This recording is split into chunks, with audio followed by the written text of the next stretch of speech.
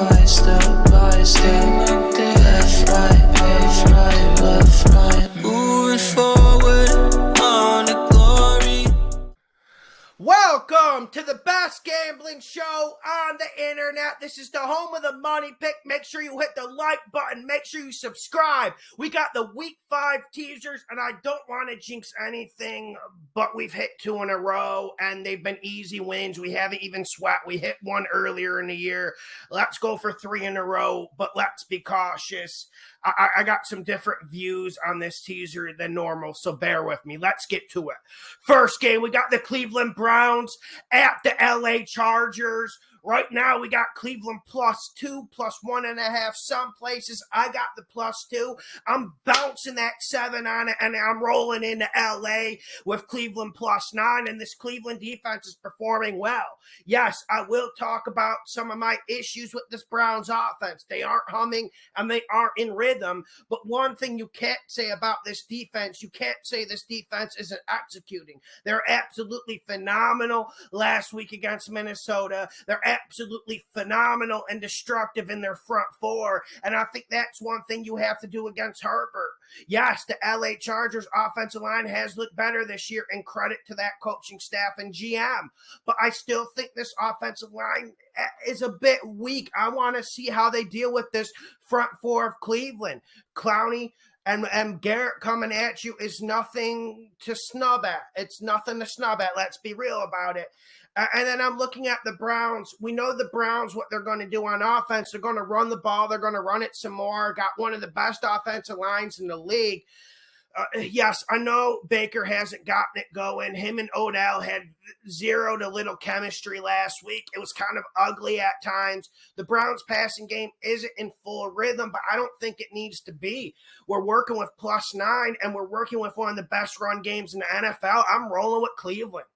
Next game, we got the New England Patriots, the hoodie, at the Houston Texans. Right now, it's Houston +9. I didn't take a look at it this morning, but it seems to be around +9. I'm going to take that 7, and I'm going to bounce that up on Houston in the Reliant Stadium, if they still even call it that. Listen, we know Houston stinks, and we know they're getting really, really poor quarterback play. Now, that might be the thing to scare you away from this. We are hearing Tyrod Taylor might be back soon, but I don't think it's this week. But even with this being said, this Texans defense fights, and this Texans defense isn't terrible. It's not great, but they look worse than they actually are due to how bad their offense is. But now they get Matt Jones. They get a Patriots team that isn't too explosive. I think you saw the best the Patriots can do on offense against Tampa Bay, and they didn't really put up all that many points. I don't think the Texans are going to be a pushover. I think the Texans will come in here. I think they'll play pretty decent defense. And whenever you got +16.5, that's enough to ride with.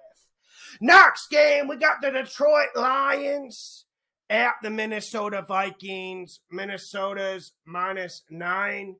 I want to bring Minnesota down to -2. You should be able to get Minnesota for -8.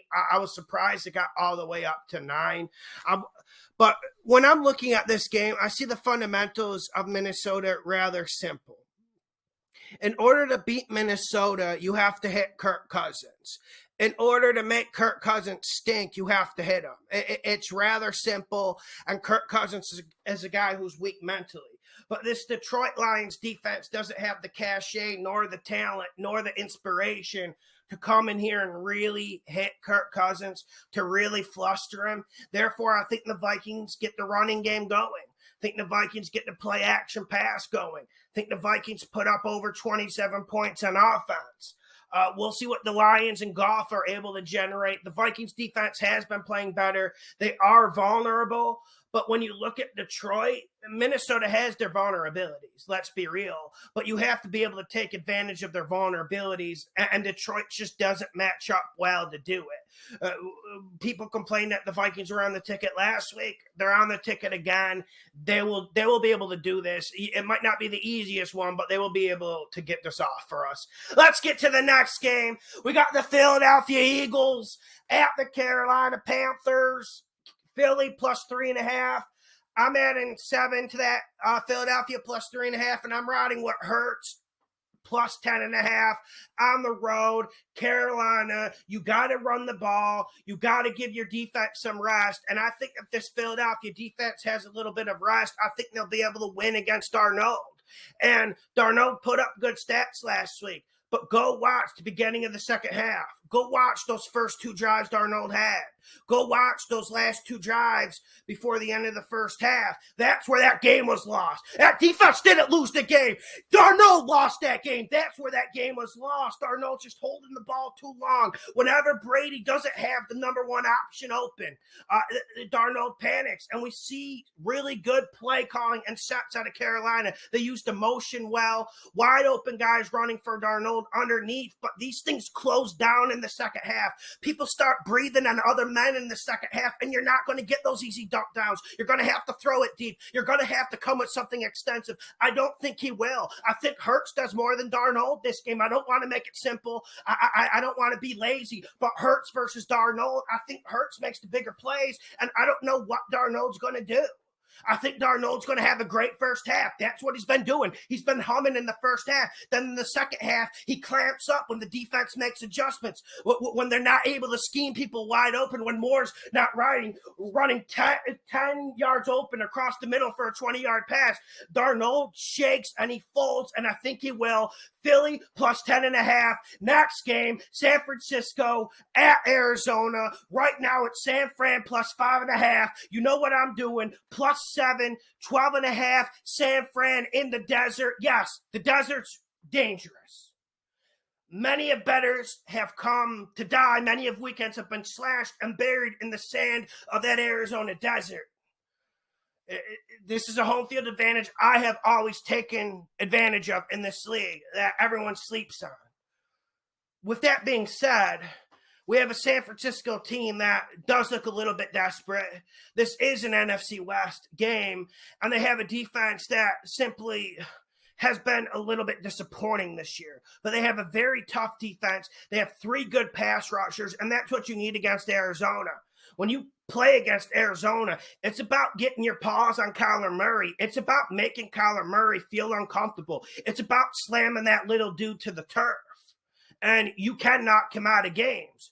You want to know the best way to cover a spread? Knock out the team's number 1 quarterback. No one wants to hear that. And I know some people are getting mad right now, Lawson. You want people to get injured? No. But the easiest way to win a playoff game or to cover a spread is to injure the quarterback. This is this game. If you don't like it, go watch like Badman. I think San Fran puts paws on Murray. So that's a good start. And then you get the young kid Lance in here at the right time. This is the perfect time. I know it's a tough game. I know Arizona can ball. I know you don't want your rookie making his debut on the road in a hostile environment against a team with a bunch of ballers. But at this point, you can't do the Jimmy G thing anymore.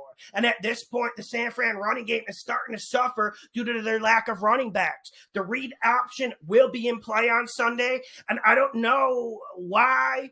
I understand some people don't like Lance, but why are people discounting his athleticism? I mean, one thing the kid can do is he can chuck it deep, he can run. He's that Josh Allen mold.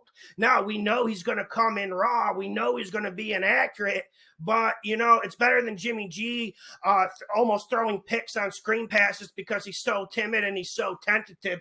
I like San Fran plus 12.5. Next game, we got the Indianapolis Colts at the Baltimore Ravens. Indy plus 7. I'm adding that 7. I'm rolling with Indy plus 14. This is all due to Wentz. This is the Colts Alamo, and nothing's more dangerous than a team with fuck all to lose in this league, with a good head coach, with a bunch of veterans who can really ball. I mean, I think they pushed Baltimore, and I was high on Baltimore last week when everyone was low, but I'm going a bit back down on Baltimore. It's not that I'm doubting them. I just don't think Baltimore's capable of blowing the Colts out.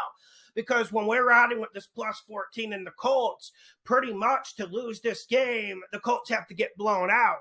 And you can criticize the Colts. You could say a lot of things about the Colts season this year. But one thing you can't say is that they're a team that it just goes in there and gets blown out. They don't. They scrap. They run the ball. They stop the run. Their secondary's terrible. But Baltimore only can expose you deep.